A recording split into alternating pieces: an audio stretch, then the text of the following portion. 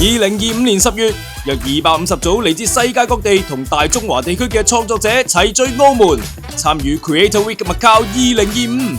活動，由旅遊局聯同國際媒體製作公司 Branded 聯合主辦，展示出澳門年輕、國際、創新嘅旅遊網紅城市形象。為期5日嘅活動中，創作者深入社區，探索澳門文化、美食與娛樂元素，即時喺 YouTube、TikTok、抖音同小紅書等全球主流平台分享內容，帶嚟超過1億次曝光，成功以創意內容推廣澳門旅遊加多元體驗。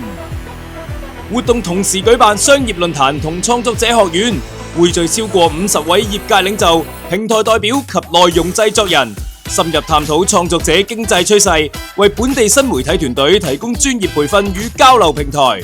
透過知識與經驗分享，促進澳門創意產業與國際接軌，推動創作者經濟喺澳門發展。多項亮點活動輪流登場，包括粉絲見面會、現場表演及健康工作坊，吸引超過2000名嚟自世界各地及本地嘅粉絲參與。活動成功將創作者嘅線上影響力延伸至線下互動，以創意內容凝聚社群，推動文化與旅遊結合。20位澳門創作者擔任活動大使，配對20組國際及大中華地區星級創作者組隊合作，以社區遊形式走訪街區，拍攝創意短片，展示本地與國際共創精神，讓世界觀眾從不同角度認識澳門。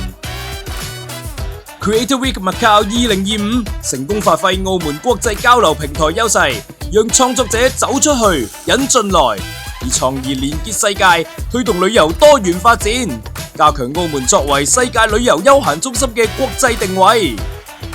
See you next time. Bye bye. Creator Week Macau 2025用創意連結世界。